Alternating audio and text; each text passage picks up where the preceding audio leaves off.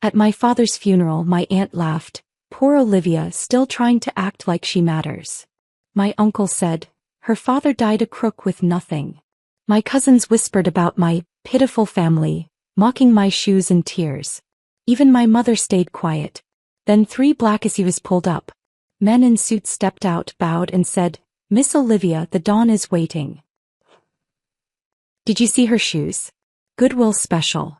My cousin Madison's stage whisper cut through the October wind while my father's casket sat beside the grave. She wanted me to hear. She always wanted me to hear. And she's crying like her father was someone important, Madison continued, instead of the neighborhood embarrassment he actually was. Before we continue, I want to thank you for being here to witness Olivia's journey. If you believe families should protect each other, not tear each other down, please consider subscribing. It's free and helps us share more stories like this. Now let's see what happens next. Brett snorted his agreement. Aunt Rebecca smiled. Uncle Dennis nodded like Madison had said something profound instead of something cruel. I kept my eyes on Dad's casket. The modest one Mom and I had scraped together money to afford.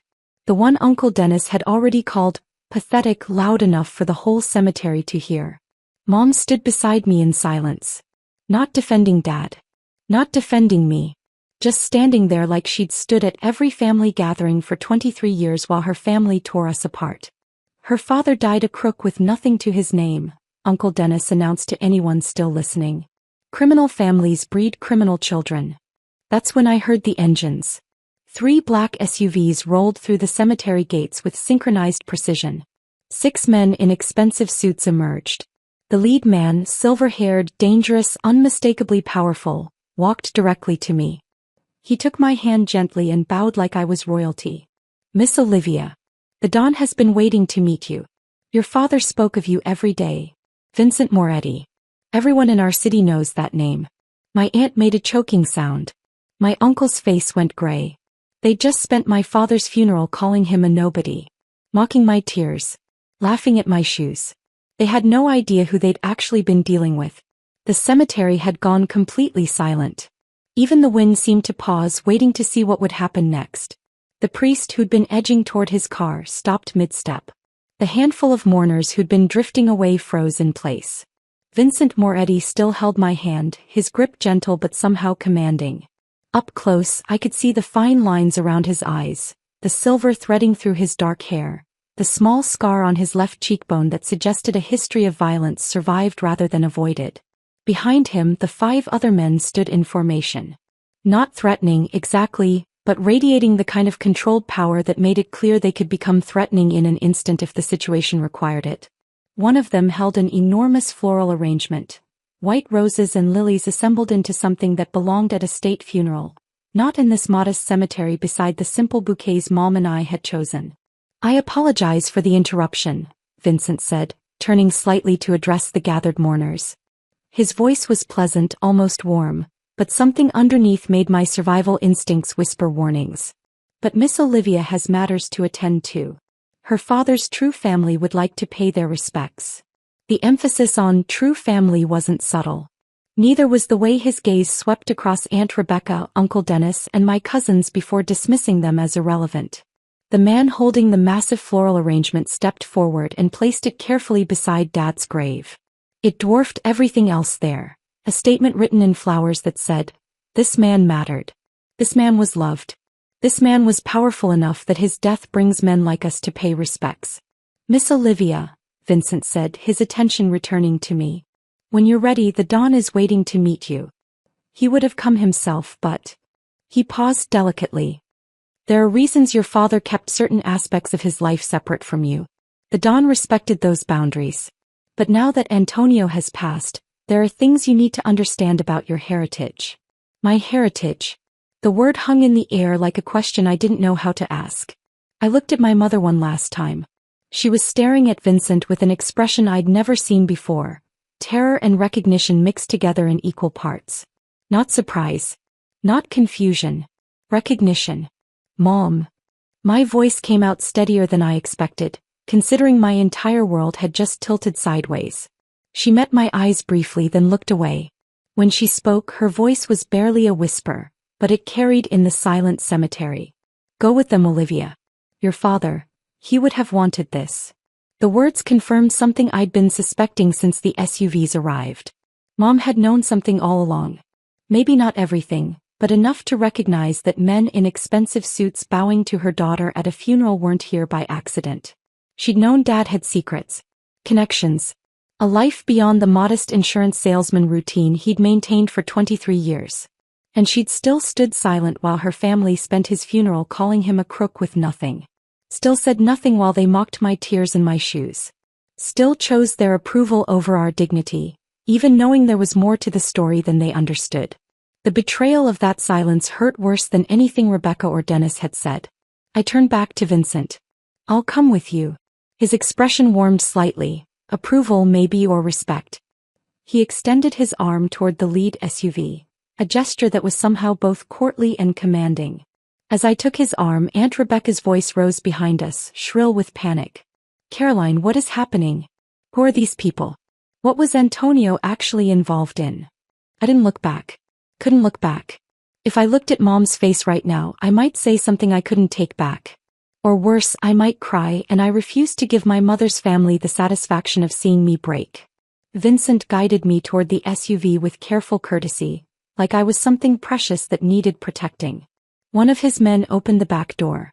The interior was more luxurious than any vehicle I'd ever been inside.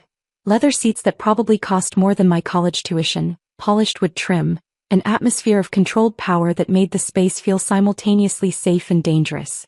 Vincent settled into the seat across from me. The door closed with the solid sound of German engineering, sealing us into silence while outside my mother's family descended into chaos. Through the tinted window, I could see Aunt Rebecca grabbing Mom's arm, her mouth moving frantically. Uncle Dennis was staring at the SUVs like he'd just realized he'd made a terrible mistake.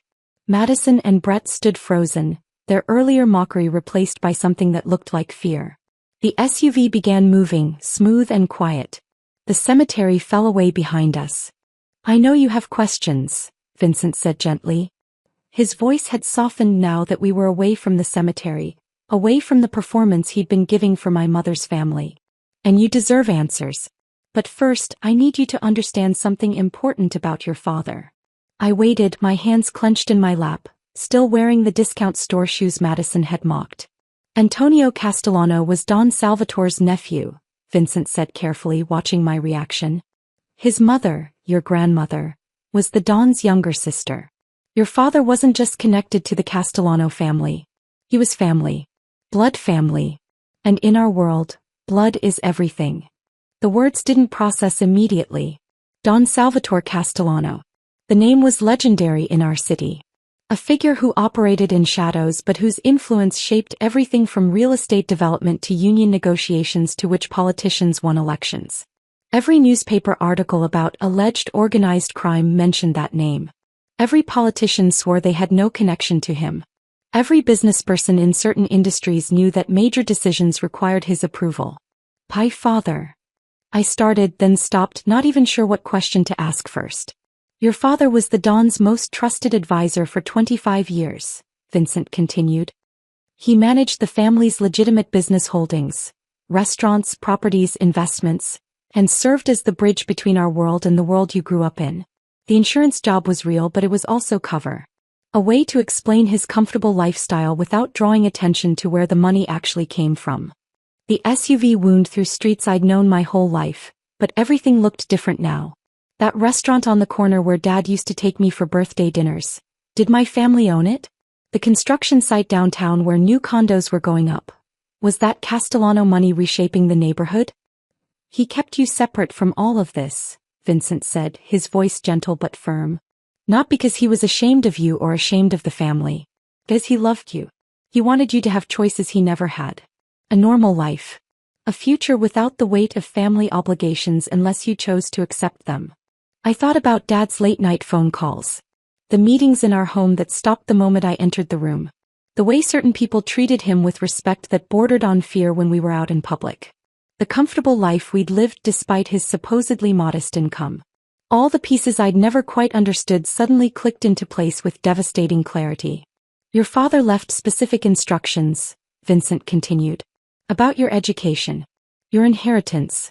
Your introduction to the family. Nothing happens without your consent. Nothing is forced on you. But the Don wanted to meet you. To explain things properly. To make sure you understand who your father really was and what he built for you. My father. Antonio Castellano. Not the crook with nothing that Uncle Dennis had described. Not the neighborhood embarrassment Madison had mocked. Someone significant enough that Vincent Moretti himself showed up at the funeral. Someone connected to the most powerful family in the city. Someone who'd spent 23 years protecting me from this truth while my mother's family treated us like garbage. Where are we going? I asked. To meet the Don, Vincent replied. Your great uncle. He's been waiting to meet you properly since your father passed. He would have come to the funeral himself, but... Vincent paused delicately.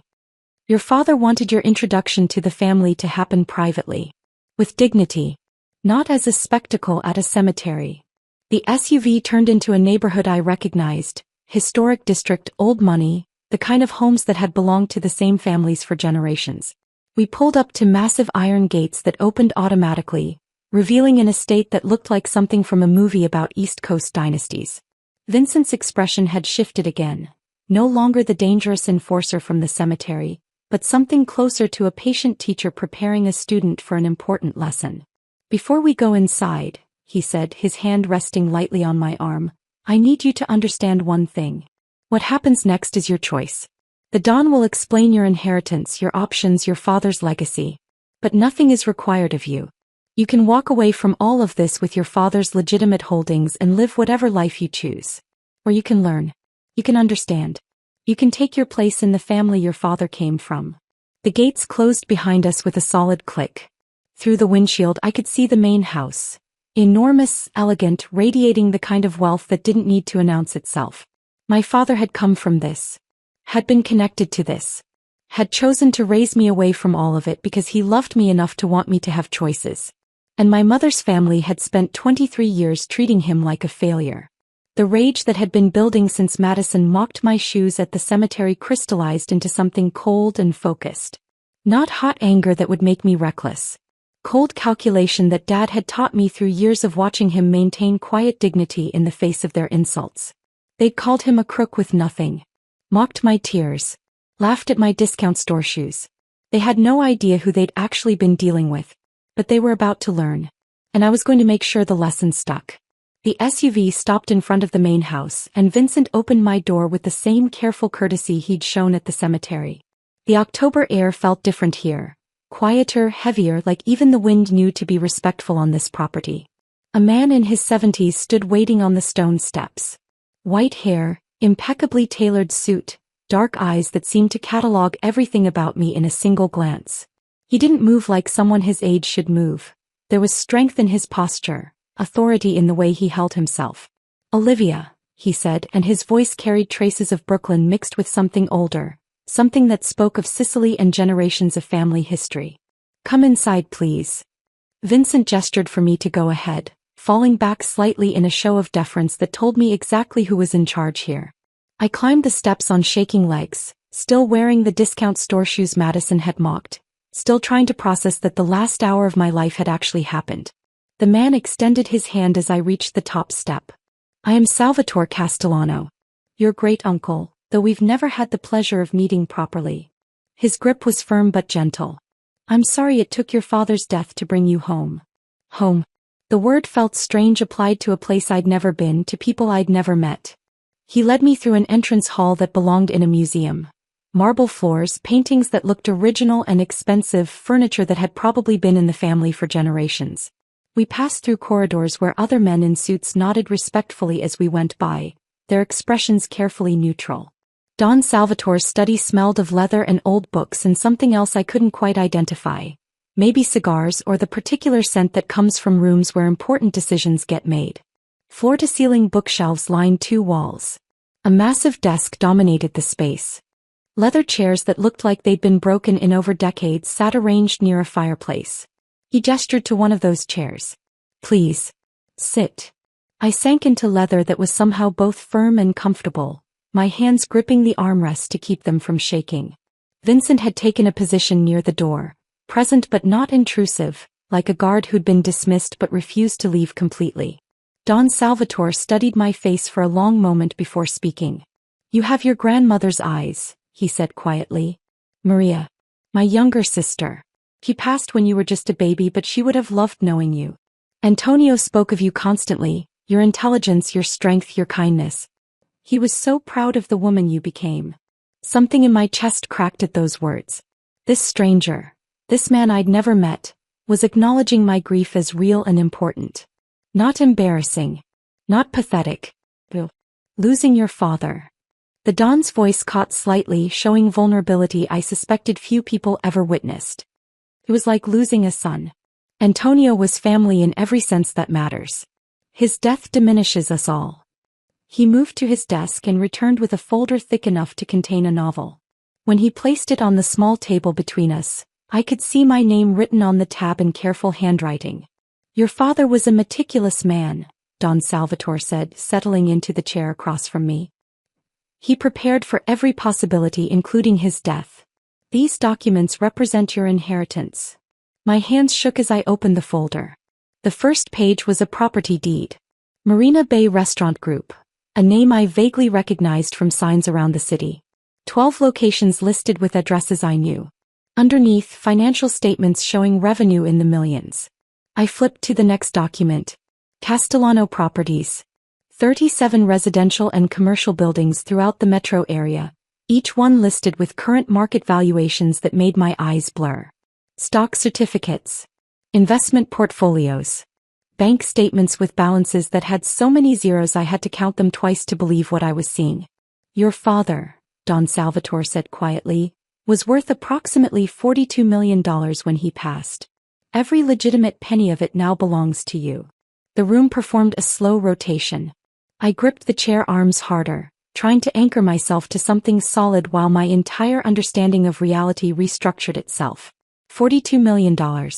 While Uncle Dennis called him a crook with nothing. While Aunt Rebecca mocked our modest lifestyle. While Madison laughed at my discount store shoes. While my mother's family spent 23 years treating us like charity cases who didn't understand our place. My father had been worth $42 million. How? The word came out barely a whisper.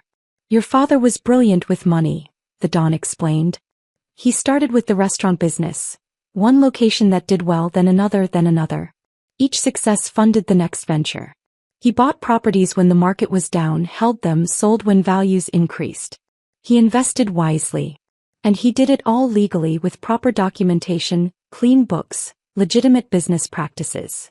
Vincent spoke from his position near the door. But there's more than just the money, Miss Olivia.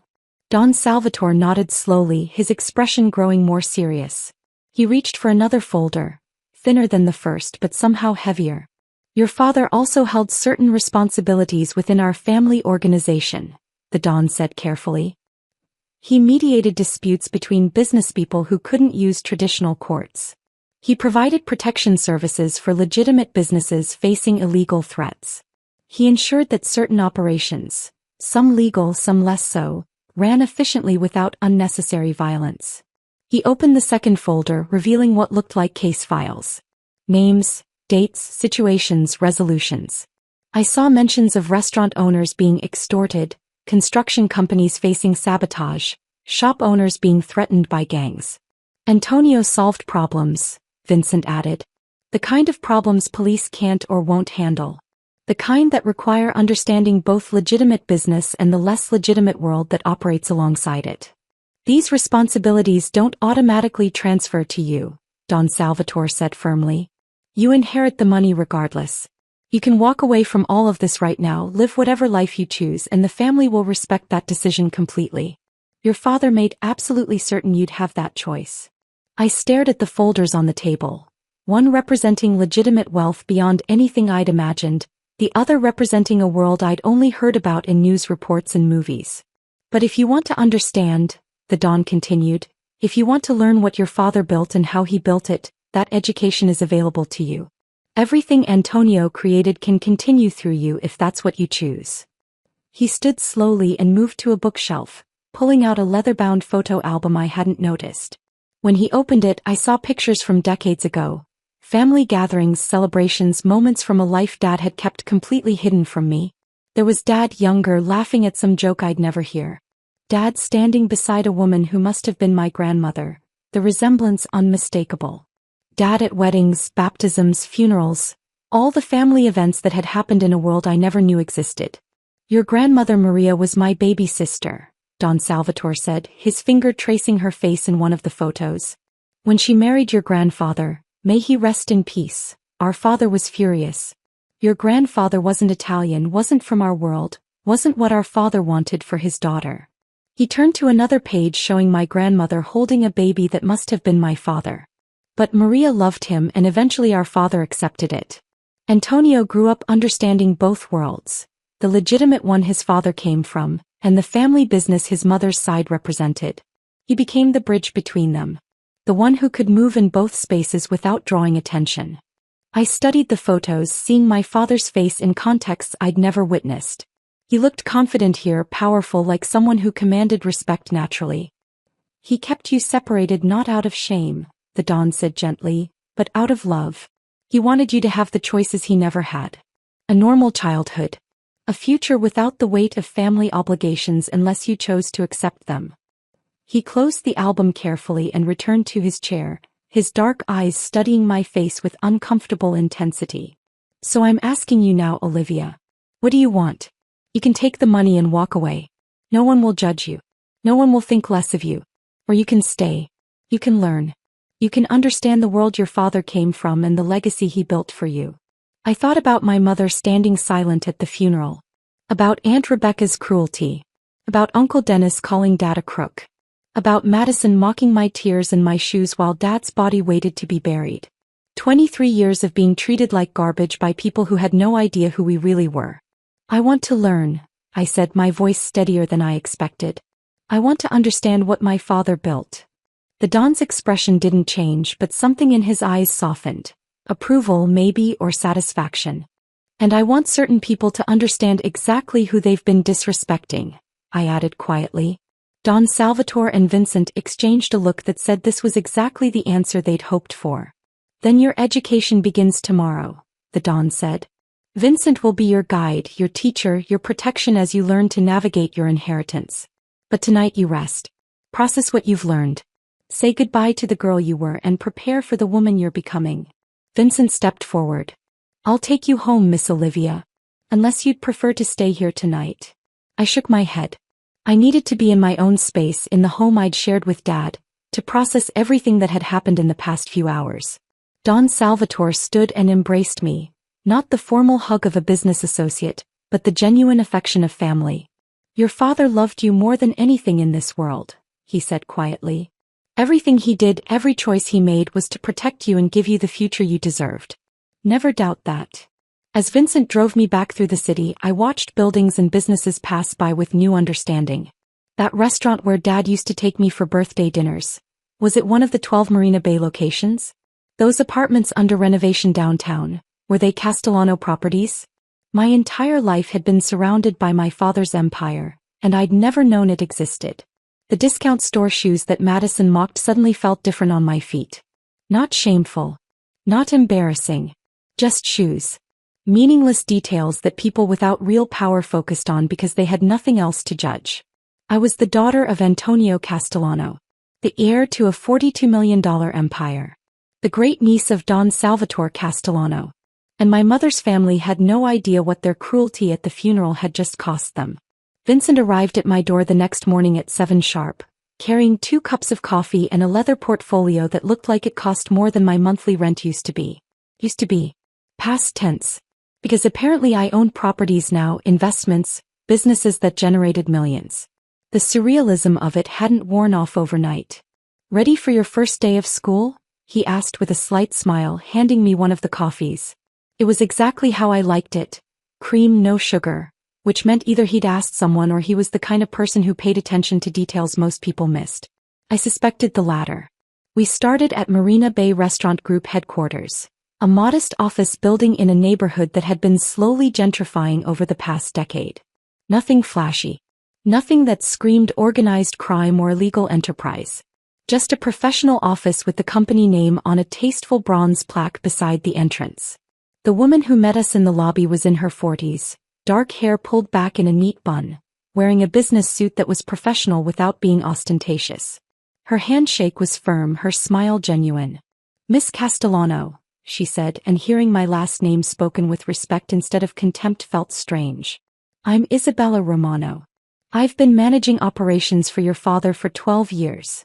She led us to a conference room where financial reports were already laid out, organized by location and quarter. As she walked me through the numbers, I realized these weren't just restaurants. They were carefully orchestrated operations that provided jobs and stability to hundreds of families. Your father visited every location monthly," Isabella explained, pulling up employee rosters on her laptop. "He knew every manager's name, most of the servers, even the kitchen staff. People didn't work for your father because they were afraid of him. They worked for him because he treated them fairly and paid them well." She showed me profit and loss statements, payroll records, supplier contracts. Everything was meticulously documented, professionally managed, completely legitimate. The pride in her voice when she talked about Dad was unmistakable. This wasn't fear or obligation. This was genuine respect for a man who'd built something valuable. "He never missed a payroll," she said quietly. "Even during the recession when half the restaurants in this city were closing, your father made sure every single employee got paid on time. He took losses himself rather than lay people off." I thought about Uncle Dennis calling him a crook. About Aunt Rebecca implying his money came from dirty deals and illegal activities. These restaurants were feeding families, providing healthcare benefits, creating opportunities. There was nothing dirty about that. After Marina Bay, Vincent took me to Castellano Properties where I met Daniel Foster. A man in his 50s with graying temples and the weathered look of someone who'd spent decades managing buildings and dealing with tenant issues. "Your father had a philosophy about real estate," Daniel explained as we drove past several of the properties in his portfolio. "He bought buildings in neighborhoods that needed investment, renovated them properly and charged fair rents. Not rock bottom, he wasn't running a charity, but fair. Enough that working families could afford them, but enough to maintain the properties correctly and turn a reasonable profit." We stopped at a 3-story apartment building that had clearly been renovated recently. Fresh paint, new windows, a small courtyard that looked well maintained. "This building was condemned when your father bought it 15 years ago, Daniel said. "Drug dealers operating out of half the units. Landlord had abandoned it, city was planning to demolish.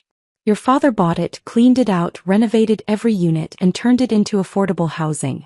The families living here now? Most of them have been here over a decade. That's stability.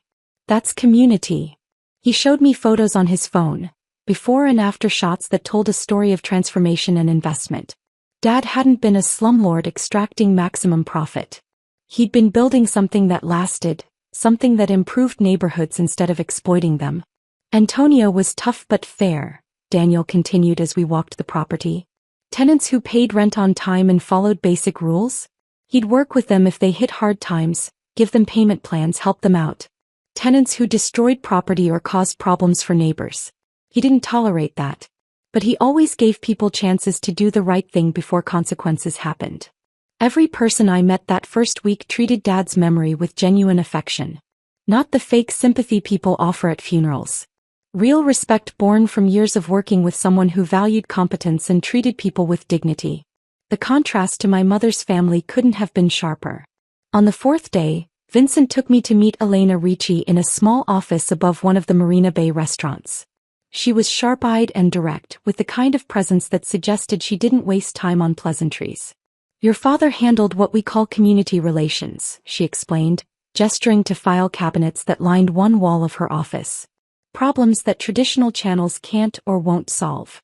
Disputes that need mediation. Situations that require creative solutions."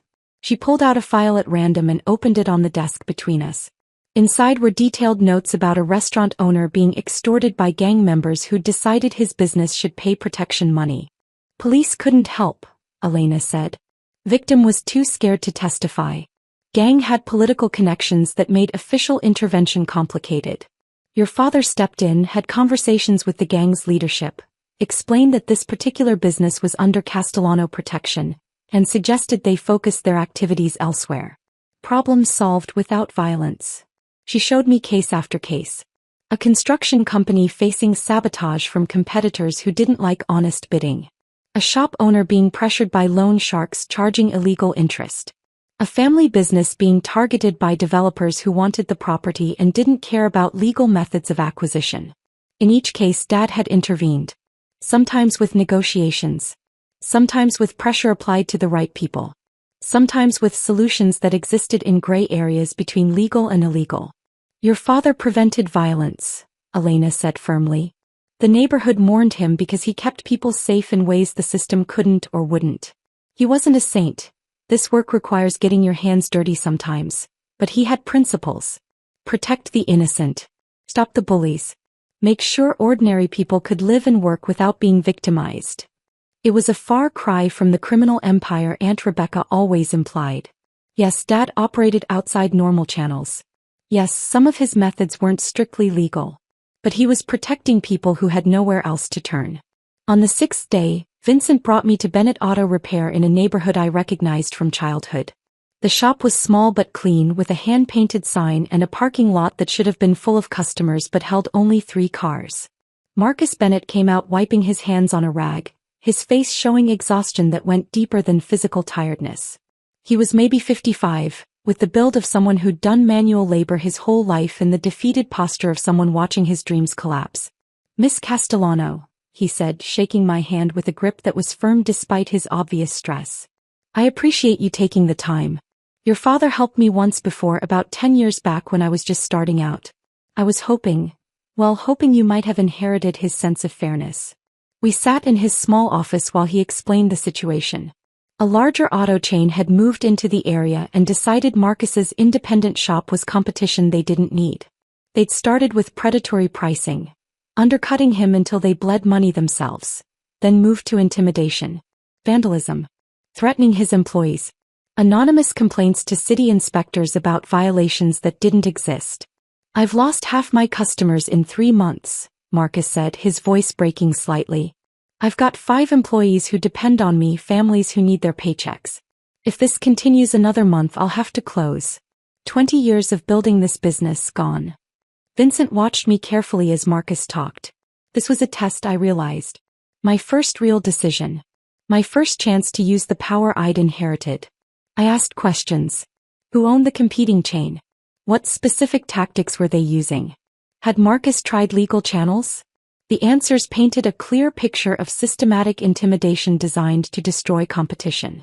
The hot rage I'd felt at Dad's funeral had cooled into something more focused, more strategic. This was exactly the kind of situation Dad had handled. Honest businessman being destroyed by bullies who had more resources and no ethics. "Give me 3 days, I told Marcus. "Don't make any decisions about closing. Just give me 3 days." Relief flooded his face. "Thank you. I don't know what you can do, but thank you for trying." As we left, Vincent's expression showed something close to approval. "Your father would handle it exactly that way," he said. "Listen, sis. Promise nothing specific but give hope. Then deliver results." "How would he have handled it?" I asked. "By finding pressure points," Vincent replied. "Everyone has vulnerabilities. The trick is finding them and applying pressure precisely where it matters most. Not displays. Not threats. Just quiet, effective action that makes people realize continuing their current behavior will cost them more than they're willing to pay." I was beginning to understand what Dad had really done. Not violence. Not crude intimidation. Strategic application of pressure backed by information and resources most people didn't possess. Power used with precision instead of brutality. That evening I drove to the small house Mom and I had shared with Dad. She was in the living room surrounded by boxes she'd been packing, his things scattered everywhere like artifacts of a life she was finally admitting she didn't understand. She looked up when I entered, her face showing guilt and something else. Fear maybe, or uncertainty about where we stood now. "Olivia," she said, standing awkwardly. "I wasn't sure you'd come back." I sat in Dad's chair, the worn recliner where he'd read newspapers and watched games and pretended his life was as simple as his insurance job suggested. "What did you know, Mom?" I asked directly. About Dad's real life. His family. His business. She sat back down heavily, her hands twisting in her lap. The silence stretched for nearly a minute before she finally spoke. I knew he came from money, she admitted quietly. I knew he had connections. Important connections. But Antonio kept details vague and I learned not to ask questions. Why? Because asking questions meant acknowledging things I didn't want to acknowledge, she said, her voice breaking. Your father told me once early in our marriage that his family's business involved activities that existed in gray areas. He said the less I knew the safer I'd be. And I chose not to know. Even when your family treated him like garbage for 23 years? She flinched. I thought defending him would make things worse. That if I pushed back my family would cut us off completely and then where would we be?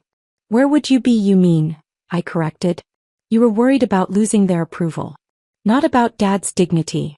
Not about protecting me from their cruelty. I was scared, she whispered. Of being alone.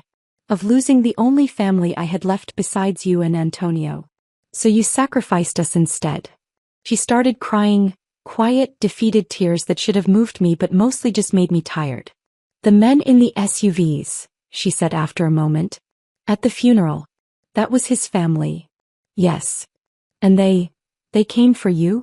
They came to tell me who I really am, I said. Who Dad really was. What he built. She looked at me with an expression I couldn't quite read. Terror maybe, mixed with dawning realization that the modest life we'd lived had been an elaborate fiction Dad maintained to protect us. What are you going to do? She asked.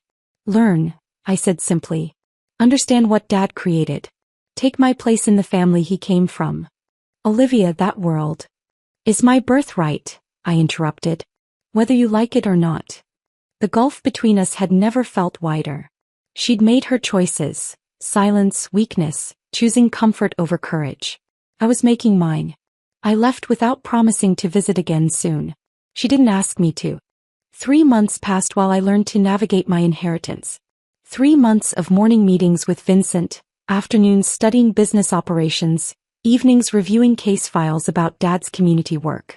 3 months of transformation from the girl who'd stood at her father's grave in discount store shoes to someone who understood what real power looked like. Then Madison called. My phone rang on a Tuesday evening while I was reviewing property portfolios in the study of the townhouse I'd purchased. Modest by Castellano standards, but light years beyond the small house I'd shared with Mom and Dad. The number that appeared made me pause. I hadn't heard from any of Mom's family since the funeral. Olivia. Madison's voice had artificial sweetness that immediately raised every guard I'd learned to build over 3 months of education. I've been thinking about you so much. How are you doing? I let the silence stretch just long enough to be uncomfortable.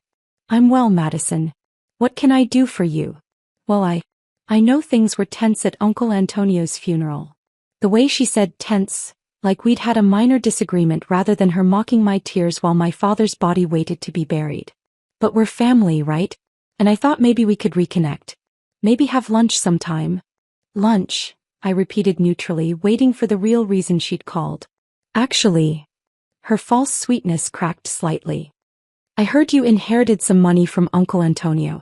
And Brett and I were starting this boutique marketing agency. Really exciting opportunity. But we could use an investor who believes in family supporting family. I almost laughed. The audacity was breathtaking. The same cousin who'd called us the pitiful family now wanted money from the inheritance she'd assumed didn't exist. How much are you looking for?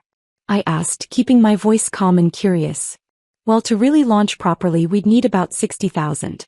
But even 30 or 40 would help us get started. And obviously you'd see returns once we're profitable. This is a real investment opportunity, not just a handout. $60,000. To Madison that probably seemed like an enormous sum. She had no idea I could write that check without even checking my account balance. That's interesting, I said. Tell me about your business plan. She launched into a rambling pitch about social media marketing and brand development and leveraging synergies. All the buzzwords people use when they don't actually understand business.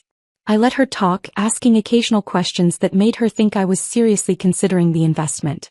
You know what? I said when she finally ran out of rehearsed pitch. This sounds like something we should discuss properly.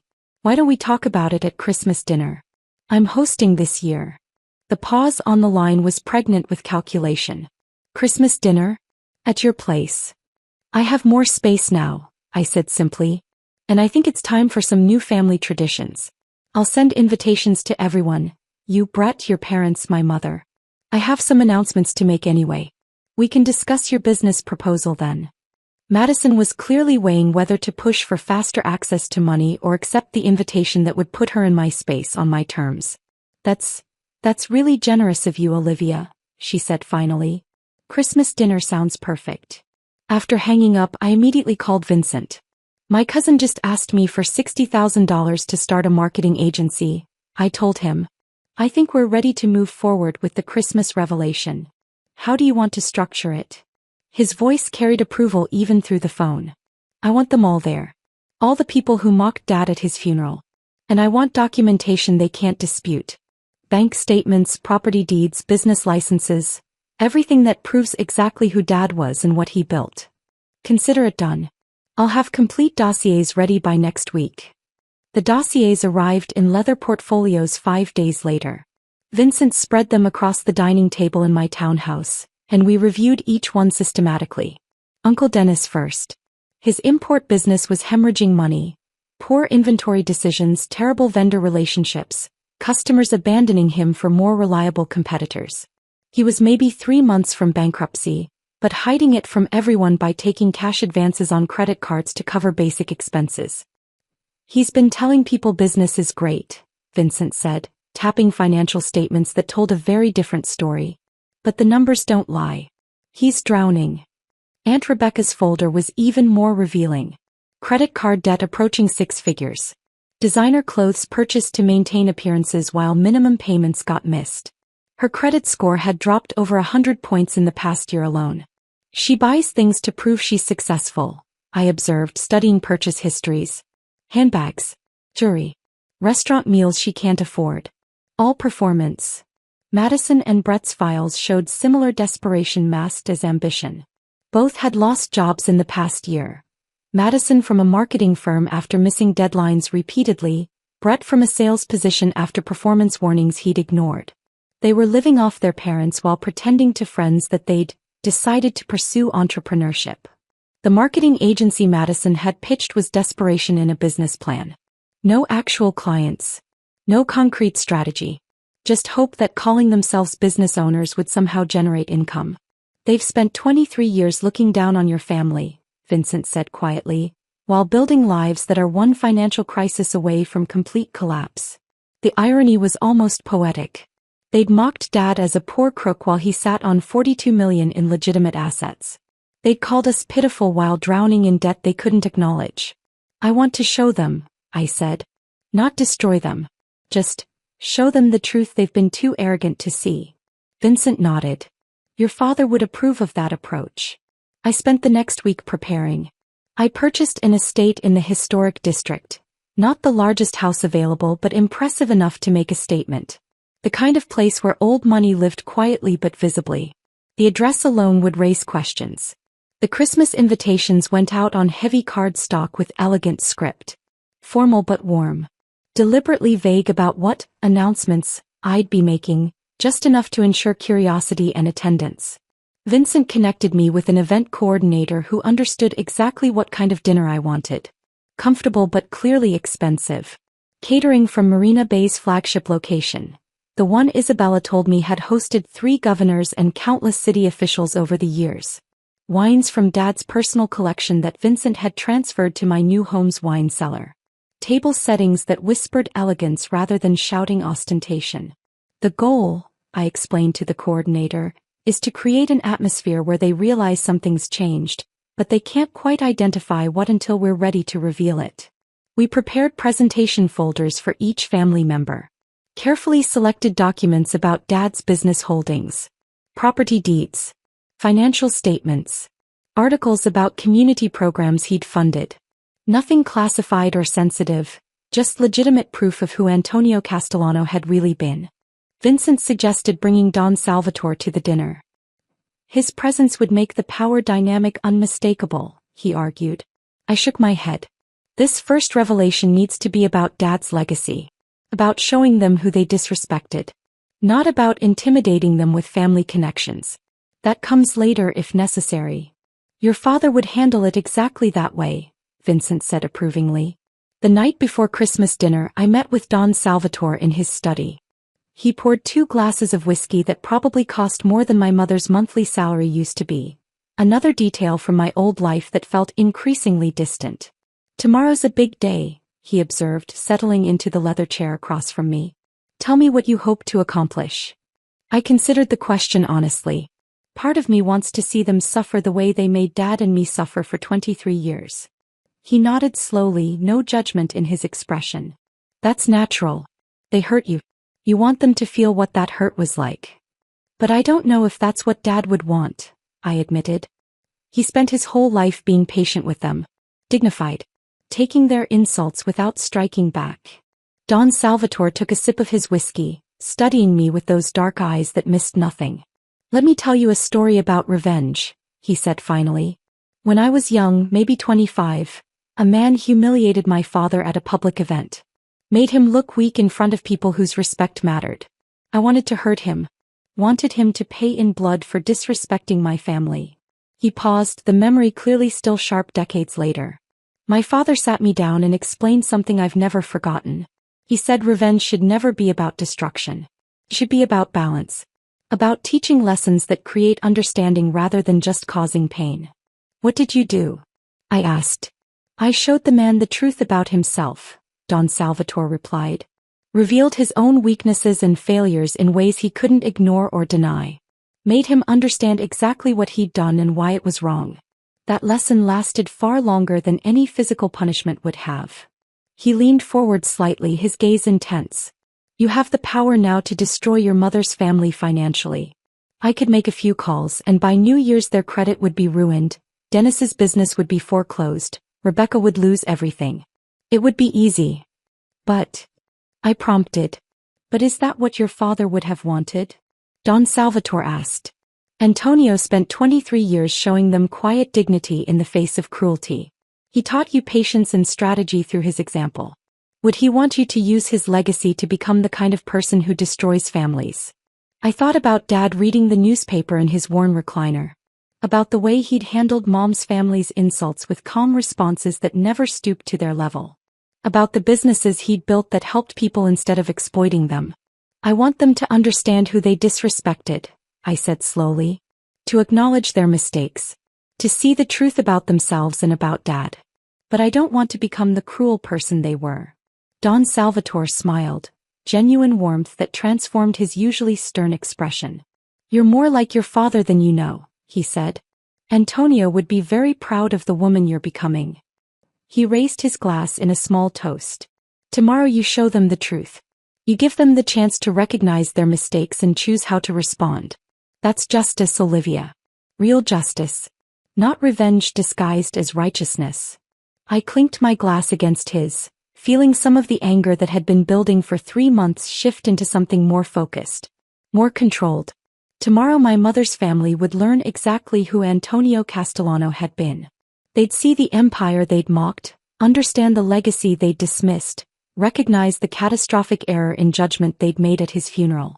And then I'd give them a choice about what to do with that knowledge. Just like Dad would have done. Christmas Eve arrived with clear skies and cold air that felt appropriate for what I had planned. I stood at the window of my new estate watching the street, nerves and anticipation mixing in equal parts. This wasn't just dinner. This was the moment everything changed.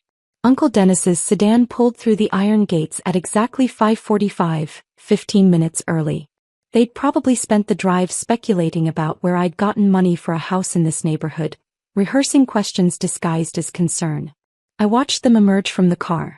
Aunt Rebecca first, wearing what was probably supposed to be designer but looked like expensive knockoff even from a distance. Her head swiveled taking in the property, expression cycling through confusion and calculation. Uncle Dennis stepped out more slowly, his eyes already assessing, measuring, trying to determine what all of this cost.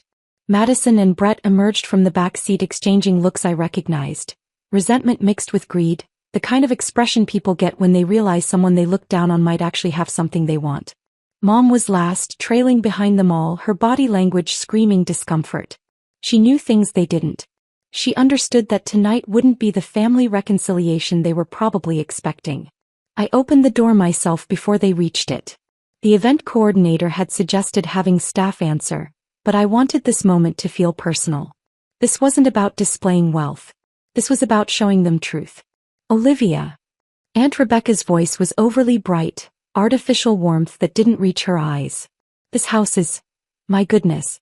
How on earth did you afford this place? The question was accusation disguised as curiosity. She wanted me to admit I'd gotten money from somewhere questionable, something that would confirm their long-held beliefs about Dad's criminal connections. Dad left me well provided for, I said simply, stepping aside to let them enter.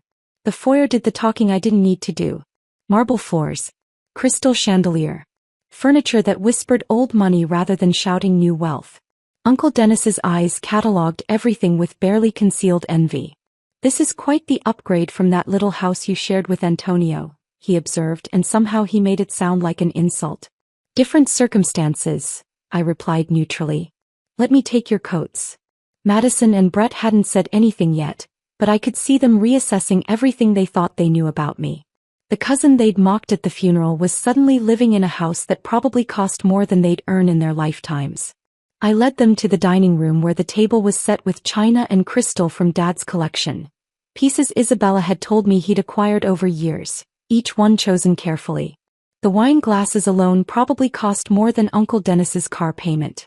Mom's eyes darted around nervously, like she was waiting for something terrible to happen. She knew enough to be worried even if she didn't know exactly what I had planned. Dinner started with uncomfortable small talk.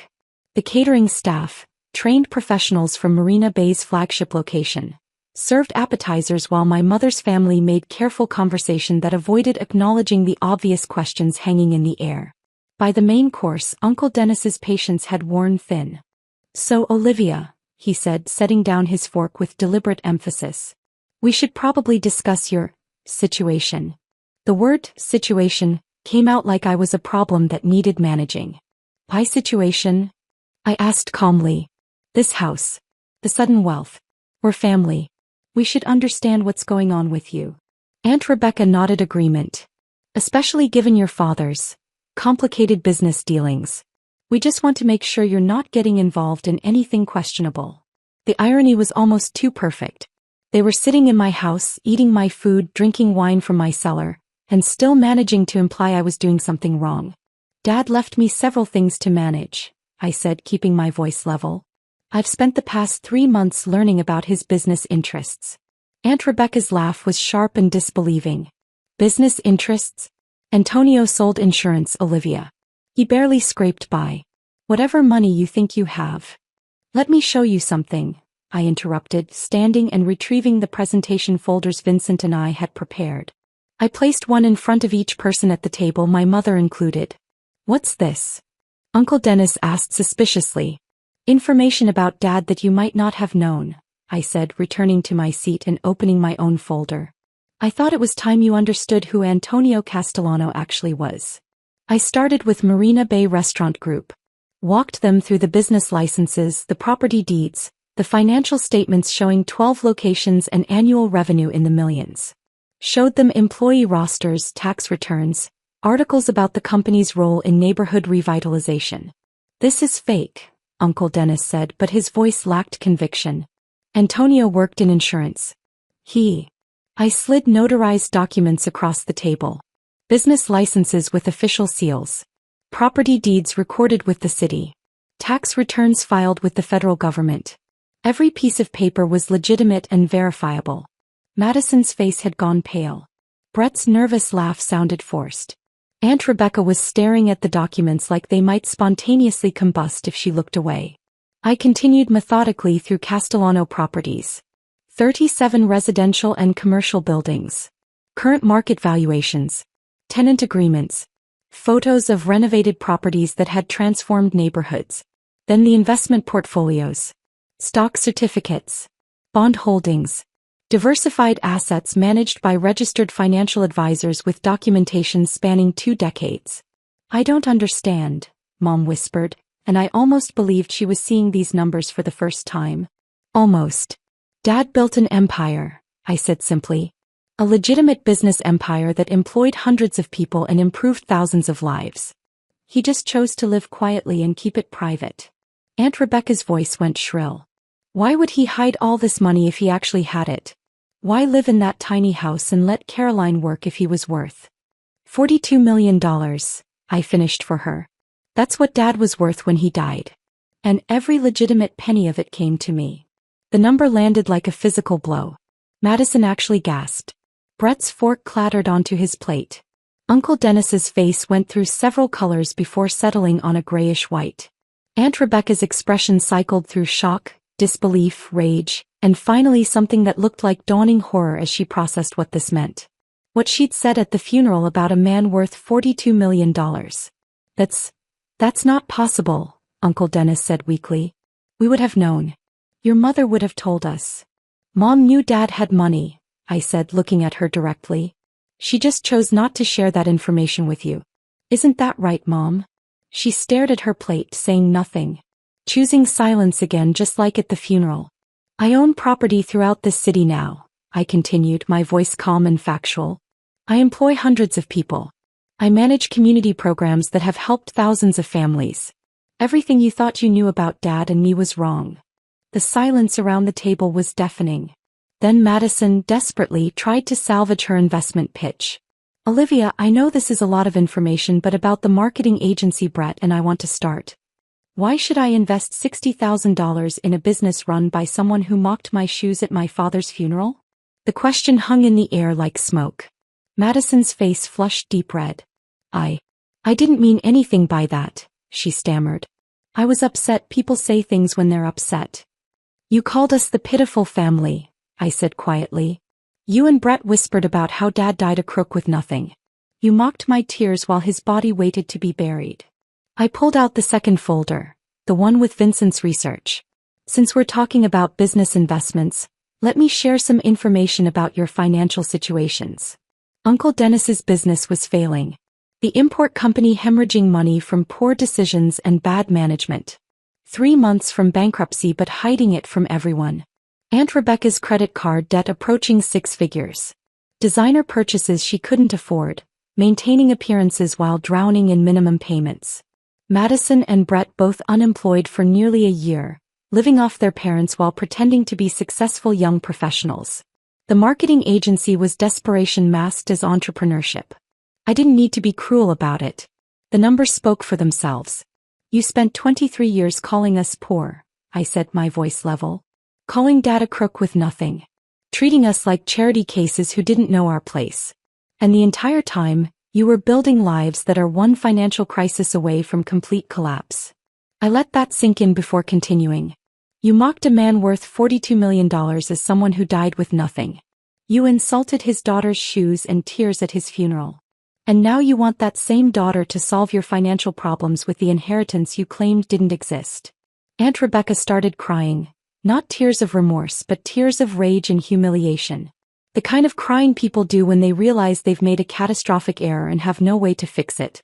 Where did you get our financial information? Uncle Dennis demanded, his voice shaking with anger and fear. That's private. You had no right. Successful people have resources, I said simply.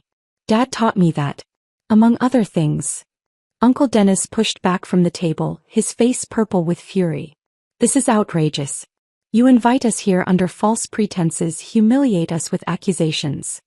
I invited you here to share information about Dad's legacy, I corrected. You're the ones who spent dinner implying I was involved in something questionable. You're the ones who called him a crook at his funeral. I'm just showing you the truth you were too arrogant to see. Aunt Rebecca stood abruptly, grabbing her purse. We're leaving. Dennis, get the car. Madison, Brett, we're going. They fled like the house was on fire, their footsteps echoing through the foyer. The front door slammed hard enough to rattle the chandelier. Mom sat at the table staring at her untouched dessert, tears sliding silently down her face. You knew, I said quietly. All along you knew. She nodded without looking up. And you let them treat us like garbage anyway. Another nod. Still no words. Still choosing silence over courage. I stood, suddenly exhausted by all of it. The planning, the revelation, the years of accumulated hurt finally acknowledged. You can stay if you want, I told her. Guest room is upstairs, second door on the left. Or you can leave. Your choice. I walked away, leaving her alone in the dining room with the ruins of Christmas dinner and the weight of 23 years of cowardice. I found Mom still sitting at the dining table an hour later, staring at her untouched wine glass like it might contain answers to questions she was afraid to ask.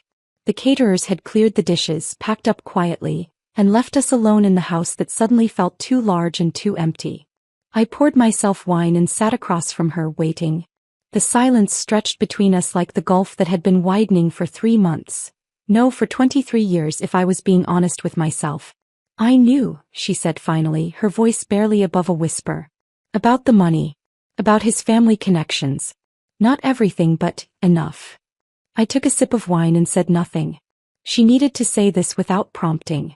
When Antonio and I got married, he told me his family was complicated.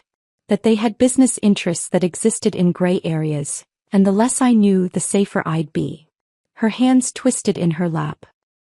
He made me promise never to tell my family because he didn't trust them. He said they'd either try to use the information against us or accidentally expose things that needed to stay private. So you knew he had money, I said quietly. You knew he came from power. And you still let them treat us like charity cases for 23 years. I thought defending him would make things worse, she said, tears starting to flow again.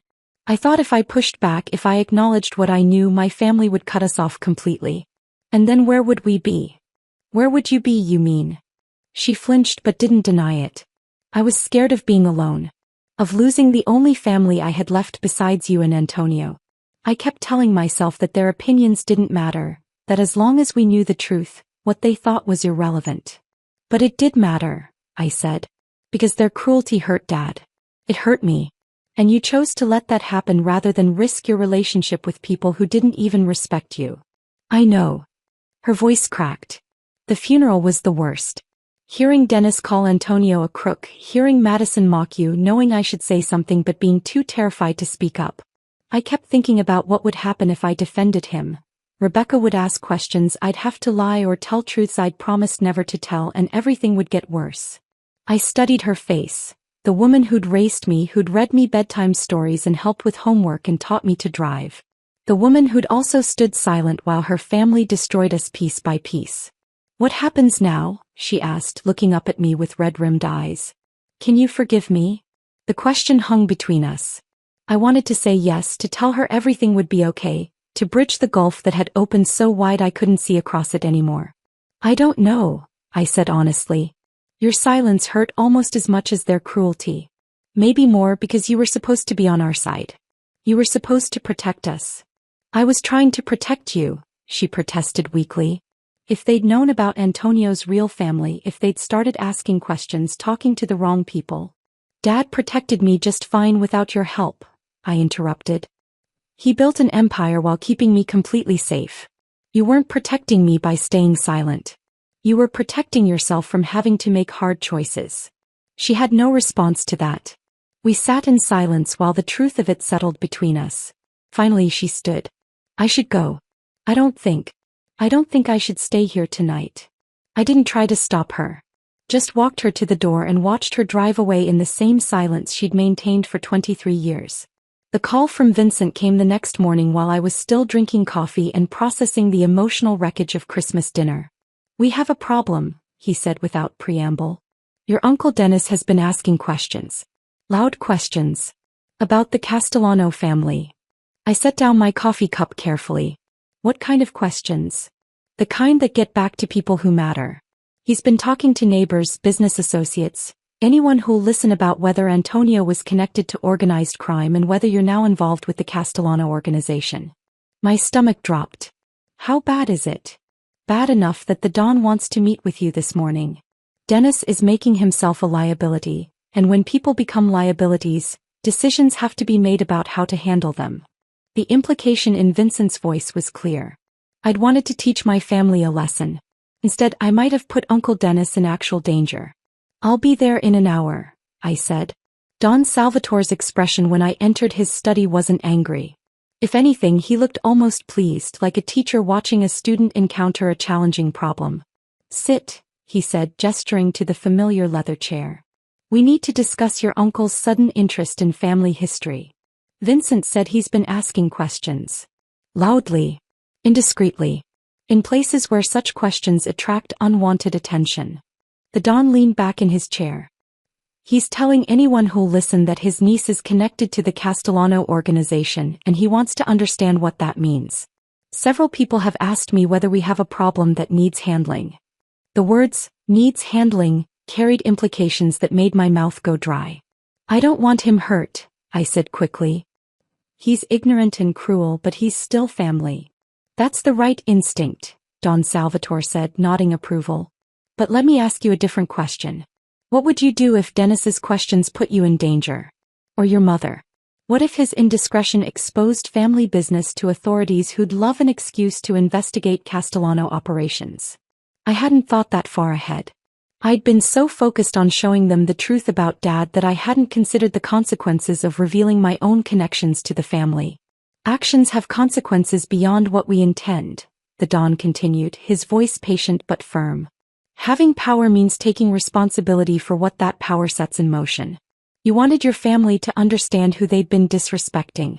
Now they know. And now they're reacting in ways that create new problems requiring new solutions. He poured 2 small glasses of whiskey despite the early hour. You have 3 options, he said. 1.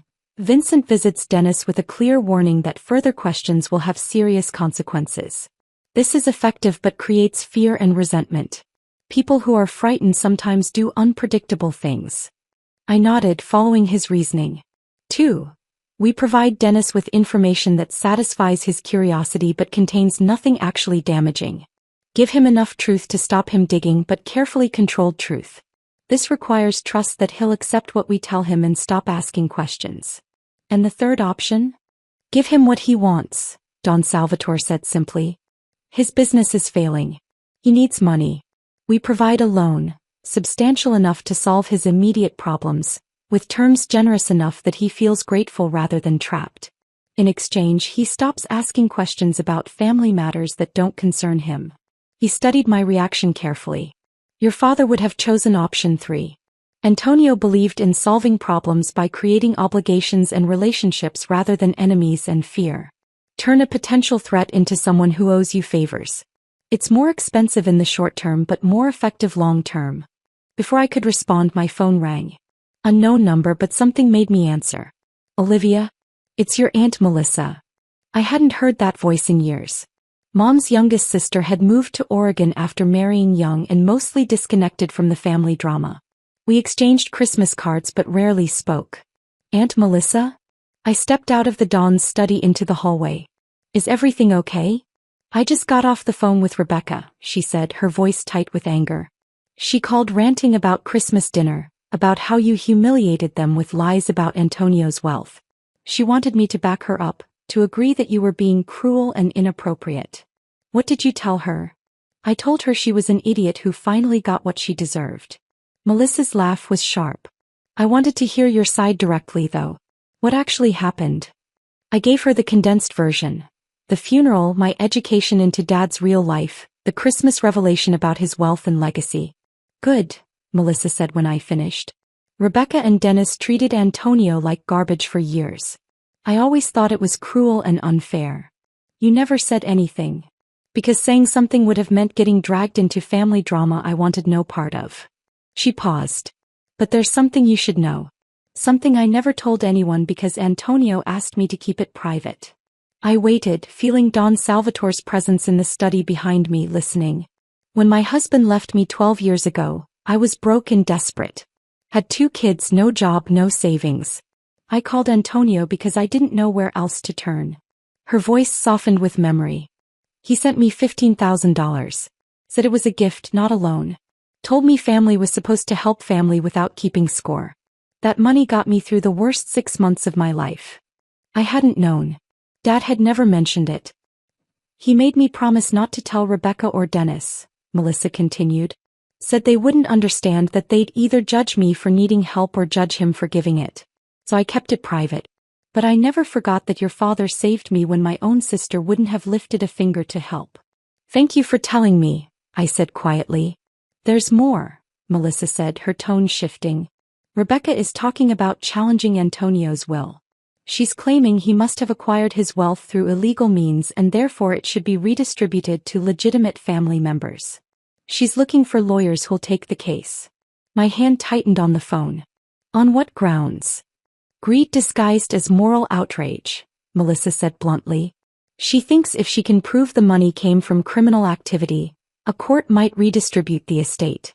It's nonsense. She has no evidence, no standing, nothing but spite and jealousy. But she's angry enough to try. If it comes to legal challenges, Melissa continued, I want you to know I'll testify about Antonio's character and generosity. I'll tell any court that asks that your father was a good man who helped people without expecting anything in return. Rebecca doesn't get to rewrite history just because she's embarrassed about being wrong. After we hung up, I stood in the hallway processing everything. Uncle Dennis asking dangerous questions. Aunt Rebecca planning legal challenges. Mom's hollow apologies. And Melissa, an unexpected ally who actually understood who Dad had been. I returned to the Don's study. He was waiting patiently, his whiskey untouched. My aunt is planning to challenge Dad's will, I told him. Claims the money must be illegal. It's not, Don Salvatore said calmly. Every penny Antonio left you came through legitimate business operations with documentation that would survive any legal scrutiny. Let her waste money on lawyers. They'll tell her she has no case. And Uncle Dennis? That's still your decision, the Don said. But now you understand the full picture. Your family isn't just asking questions, they're actively trying to undermine what your father built. How you respond will define who you become. I thought about Dad's patience, his strategic thinking, his belief in turning enemies into obligations. Option 3, I said finally. Give Dennis the loan. Create an obligation instead of an enemy. Don Salvatore smiled. Your father would be proud. Vincent arranged the meeting for the following afternoon at Bennett Auto Repair. The location was deliberate, neutral ground that also served as a reminder of exactly what kind of work the Castellano family did and who benefited from it. Marcus called Uncle Dennis personally, saying he'd heard Dennis had questions about Antonio Castellano and the family, and maybe they could talk privately. Dennis, apparently thinking he'd found someone willing to gossip, agreed immediately. I arrived an hour early with Vincent. Marcus greeted us at his shop entrance, looking nervous but determined. Your father helped me when I had nowhere else to turn, he said quietly. If I can return that favor by helping his daughter handle a problem, that's the least I can do. When Dennis's car pulled into the lot, I was sitting in Marcus's small office with Vincent standing near the door. Marcus went out to meet him, all friendly handshakes and small talk, leading him inside before Dennis realized what was happening. He stopped cold when he saw me. What is this? Dennis demanded, his face flushing red. Marcus, you said you wanted to talk. I do want to talk, Marcus interrupted. About why you've been asking questions that are making good people nervous. Dennis's eyes darted between me, Vincent, and Marcus, calculation visible in his expression. I don't know what you're talking about. You were at the diner on 5th Street yesterday, Vincent said, his voice calm but carrying an edge that made Dennis stiffen. Asking the man at the next table if he knew anything about Antonio Castellano's mob connections. Loud enough that half the restaurant heard you. I have every right to ask questions about my brother-in-law's business dealings, Dennis blustered, but his voice lacked conviction. Especially when my niece suddenly appears with unexplained wealth and connections too. You have rights, I interrupted. But rights come with responsibilities. One of those responsibilities is understanding that your loud questions are endangering people. Including your own sister. That got his attention. Caroline, what does she have to do with? Everything, I said flatly. You think broadcasting curiosity about the Castellano family is consequence-free? You think asking strangers in public places about organized crime connections is just innocent inquiry? You're painting a target on everyone connected to me. Including Mom. Marcus stepped forward. Your brother-in-law helped me save my business 10 years ago, he said. When larger competitors tried to destroy me through intimidation and vandalism, Antonio intervened. He made sure I could keep my shop open, keep my employees working, keep supporting their families. He gestured at the shop around us. Everything you see here exists because Antonio Castellano believed honest businesspeople deserved protection from bullies. That's what the Castellano family does. They help people who have nowhere else to turn. And your questions, Vincent added quietly, are making people wonder if we have a problem that needs handling. Do you understand what I'm saying, Dennis? Dennis's face had gone pale. He was finally grasping that this wasn't abstract gossip. This was real danger he'd stumbled into through arrogance and stupidity. What do you want from me? He asked, his voice small. I leaned forward. I'm going to make you an offer. Just once.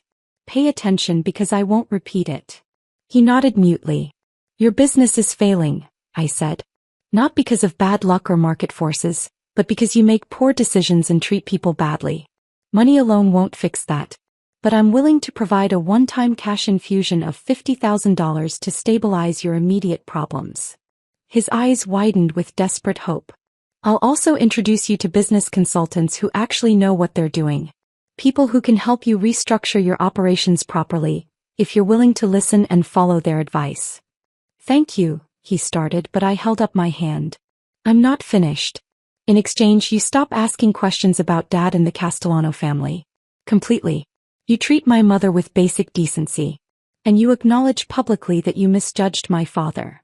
His expression shifted, hope warring with pride. Publicly? What does that mean? It means calling the relatives who heard you mock Dad at his funeral and telling them the truth. That Antonio Castellano was a successful businessman who built a significant legacy, and you were wrong to disrespect him. The apology would cost him more than the money. I could see that calculation playing across his face. If you accept, I continued, we move forward with clear understanding that this is the only help you'll ever receive from me. If you refuse, you handle your bankruptcy alone and explain to Aunt Rebecca and your kids why you turned down help that could have saved them. Dennis sat in the worn chair across from me, his hands gripping the armrests. Pride fighting desperation. Ego battling survival instinct. How do I know you'll actually give me the money? He asked finally. That this isn't just some trick? Vincent pulled an envelope from his jacket and placed it on the desk. Bank check. $50,000. Written out to Dennis Harper's business account. Sign the agreement, make the calls, and it's yours today. Dennis stared at the envelope like it might bite him. What happens if I say no? He asked. Then you leave, I said simply. And we never have this conversation again. And you figure out bankruptcy on your own while wondering what would have happened if you'd chosen differently. The silence stretched. I could see him working through scenarios, trying to find an angle, a way to get the money without paying the price I was demanding. The calls, he said finally. What exactly do I have to say? The truth. That you misjudged Antonio Castellano. That he was a successful businessman who built legitimate enterprises. That you were wrong to disrespect him at his funeral and you regret your words. Who do I call? Start with Aunt Melissa. Then whoever else heard you call Dad a crook with nothing. I pulled out my phone. We'll do it right now. On speaker. So there's no confusion about whether you kept your end of the agreement. He looked at Vincent, who remained expressionless. Looked at Marcus, who just shrugged. Looked at me and saw no mercy, no flexibility, just the deal on the table and the clock ticking. Fine, he said finally. I accept. I handed him my phone with Melissa's number already pulled up. Make the call. His hand shook slightly as he dialed. When Melissa answered, I put it on speaker. Dennis, she said surprised. I wasn't expecting to hear from you. Melissa, He cleared his throat. I need to tell you something. About Antonio. About what I said at his funeral. I waited. So did everyone else in the room. I was wrong, Dennis said, the words coming out stiff but clear. Antonio Castellano was a successful businessman who built legitimate enterprises and contributed to his community. I misjudged him completely. I disrespected him at his funeral and I regret my words. The silence on the other end of the line was loaded. Then Melissa laughed, not unkindly but with genuine surprise. Well, I didn't expect that. What changed your mind, Dennis? I learned more about what he actually built, Dennis said, which wasn't exactly a lie. And I realized I'd been unfair to him and to Olivia. So I'm apologizing. Publicly. To anyone who'll listen. After he hung up, I had him call 2 more relatives who'd been at the funeral. Each time the apology came out smoother, more practiced, but still fundamentally honest.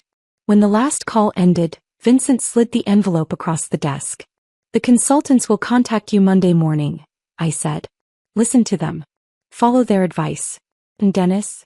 If I hear you've been asking questions about the family again, this arrangement ends. Permanently. He grabbed the envelope and left without another word, walking to his car like a man who'd just survived something dangerous without fully understanding how close he'd come to disaster. 2 days later, a letter arrived from a law firm I didn't recognize. The letterhead was expensive, the language formal and threatening. On behalf of our client, Rebecca Harper, we are writing to formally challenge the validity of Antonio Castellano's will and the legitimacy of his estate. I read through the accusations, claims that Dad's wealth must have been acquired illegally, demands for detailed accounting of every asset, threats to involve federal authorities if I didn't comply within 30 days. I called Patricia Williams, Dad's estate attorney, and read her the letter over the phone. She laughed. Actually laughed. This is the most toothless legal threat I've seen in months, she said. Every asset Antonio left you came with documentation that would survive any scrutiny. We have decades of tax returns, business licenses, property records, all completely legitimate. So Rebecca doesn't have a case? She doesn't even have standing to bring one, Patricia said.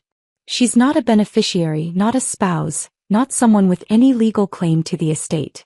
Her lawyer is either incompetent or knows this is frivolous but took her money anyway. Relief washed over me. So we just ignore it? Not quite, Patricia said, her tone shifting. Rebecca's accusation of illegality could invite attention from authorities who'd love an excuse to investigate the Castellano family. We need to respond with overwhelming documentation that proves legitimacy while making clear that false accusations carry consequences. She paused. With your permission, I'll prepare a response that buries her lawyer in evidence. Tax returns, business licenses, audit reports, everything that proves Antonio's wealth was legitimate. And I'll include language that makes clear continued harassment would be inadvisable.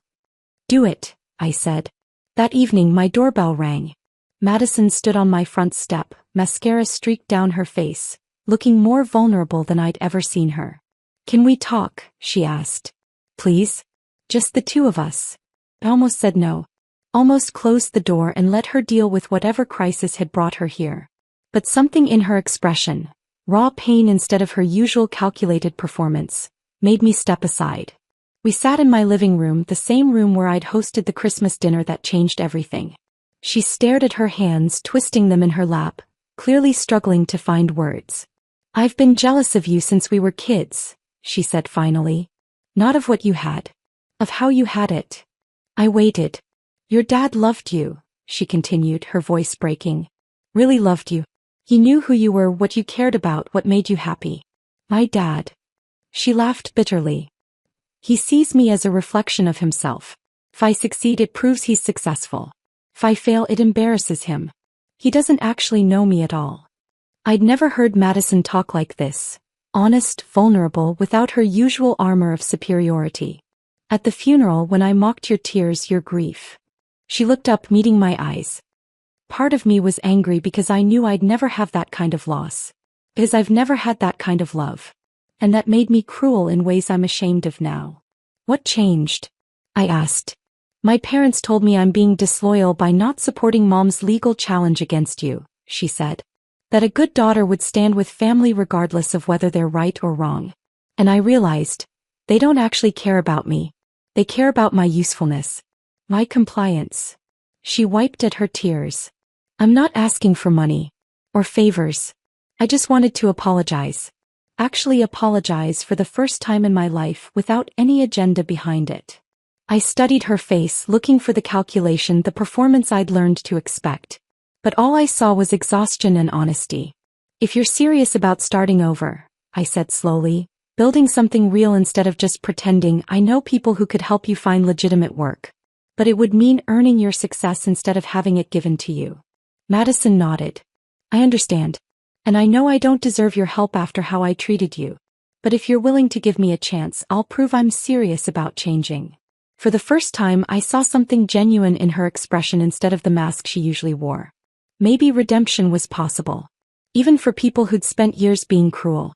6 weeks passed in a blur of business meetings, legal responses, and the gradual reshaping of relationships that had been broken for decades. Then Don Salvatore called with an invitation. I'm hosting an event, he said. To honor your father's contributions to the community. Scholarships he funded, businesses he helped establish, families he assisted during hard times. It should have happened years ago, but Antonio preferred working quietly. Now it's time people understood what he built.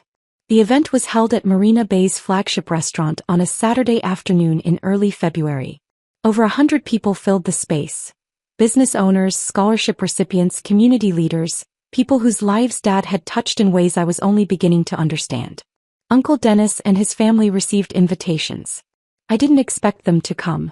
But when I arrived, there they were, sitting in the back looking uncomfortable but present. Even Aunt Rebecca had shown up, though she wouldn't meet my eyes. Don Salvatore opened the event with a speech about community, family, and the quiet ways that good people improve the world around them. He talked about Dad's business acumen, his dedication to helping others, his belief that success meant nothing if it didn't improve people's lives. Then he did something I hadn't expected. He invited Uncle Dennis to speak. My uncle stood slowly, walking to the microphone like a man approaching something he'd been dreading. His face was pale, his hands gripping note cards that shook slightly. "I'm Dennis Harper," he began, his voice uncertain. "Antonio Castellano's brother-in-law. And I owe everyone here an apology, but especially my niece Olivia." He glanced at me, then back at his notes. "For 23 years I misjudged Antonio completely. I let prejudice and misunderstanding blind me to who he really was and what he was building. I called him a crook. I treated his family with disrespect. And at his funeral..." His voice cracked slightly. "At his funeral I said things that were cruel and completely wrong." The room was silent except for Dennis's voice. Antonio Castellano was a successful businessman who built legitimate enterprises that employed hundreds of people and improved this community in ways I never bothered to see. He was generous, principled, and dedicated to helping people who had nowhere else to turn. And I was too arrogant to recognize any of that. He looked directly at me. "Olivia, I'm sorry. For the funeral. For every family gathering where I made you feel small. For every time I disrespected your father's memory. I was wrong about everything." It wasn't eloquent. His delivery was awkward and parts of it sounded rehearsed. But it was sincere. And public. And exactly what I'd asked for. Afterward, people approached me with stories about Dad I'd never heard. A woman whose medical bills he'd paid when her insurance lapsed. A man whose small restaurant Dad had helped save during the recession. A teenager who'd received a scholarship that made college possible when her family couldn't afford it. "Your father never wanted recognition," the teenager's mother told me, tears in her eyes. "He just wanted to help. That's the kind of person he was." I stood there listening to story after story, realizing Dad had touched far more lives than I'd ever known. This gathering was showing me the full scope of his legacy, not just the businesses and properties, but the human impact of 25 years of quiet generosity. As people started leaving, Mom appeared at my elbow. "Can we talk?" she asked quietly. "Privately." We found a quiet corner in the restaurant, away from the remaining guests. Mom looked smaller somehow, diminished in ways that had nothing to do with physical size. "I'm moving," she said without preamble. "To Oregon. To live near Melissa." The news shouldn't have surprised me, but it still landed with unexpected weight. "When?" I asked. "End of the month. I've already started packing." She twisted her hands in her lap. "I can't stay here anymore, Olivia. Everywhere I look, I'm reminded of Antonio and what I failed to do. What I failed to be. Mom. I let my family treat him like garbage for 23 years, she interrupted. I stood silent at his funeral while they mocked him. I chose their approval over his dignity and your well-being. I don't know how to live with that." Her voice broke on the last words. "Can you forgive me?" she asked. "Someday. I'm not asking for now. I know I don't deserve it now. But maybe someday." I thought about all the years of silence, all the moments she could have stood up and chose not to. About the funeral where she'd let them destroy us without saying a word. "I don't know," I said honestly. "Forgiveness isn't something I can force. But I understand you did what you thought you had to do to survive. I wish you'd been stronger. I wish you'd chosen us. But I understand."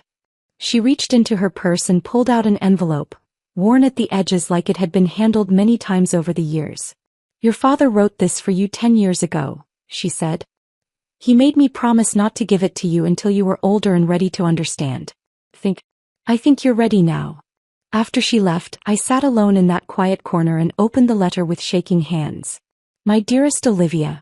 Asterisk, if you're reading this, I'm gone, and I hope your mother had the wisdom to give this to you when the time was right. There are things I need you to know, things I couldn't say while I was alive without revealing truths I wanted to protect you from. Asterisk. Asterisk, I built an empire, yes. Accumulated wealth, created businesses, established connections. But none of it matters compared to the only thing I got completely right, being your father. Asterisk. Asterisk, by the time you read this, you'll probably know about my real family, about the Castellano organization, about the world I kept separate from you. I made that choice deliberately. Not because I was ashamed of you or ashamed of that world, but because I wanted you to have choices I never had. Asterisk. Asterisk, real strength isn't about power or money, Olivia. It's about knowing who you are and what you stand for even when the world tries to tell you different. It's about making choices based on principles rather than fear. It's about using whatever resources you have to make life better for people who can't do it themselves. Asterisk. Asterisk, if you choose to walk away from everything I built, I'll be proud of you. If you choose to embrace it and continue the work, I'll be proud of you. The choice is what matters. The freedom to decide your own path. Asterisk. Asterisk, remember that dignity and patience are their own forms of strength. Remember that revenge is hollow but justice is necessary. Remember that the measure of a person isn't what they accumulate but what they give and who they protect. Asterisk. Asterisk, I love you more than all the money in all the banks in all the world. You are my greatest achievement, my proudest legacy, my best self made real. Asterisk. Whatever you choose, whatever you become, know that I'm proud of you. With all my love. That.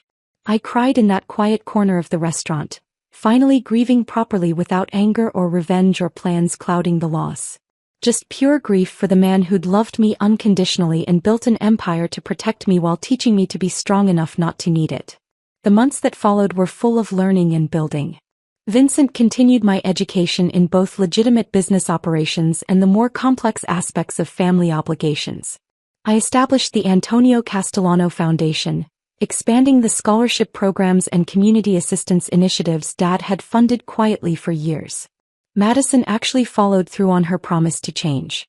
She started at one of our restaurants as assistant manager, working under Isabella, who had no patience for performance or laziness. Madison worked harder than I'd expected. Early mornings, late nights, learning the business from the ground up. She's got potential, Isabella told me after 3 months. If she stays humble and keeps working, she might actually build something real. Our relationship wasn't warm. Probably never would be. But there was mutual respect developing, built on honest work rather than family obligation.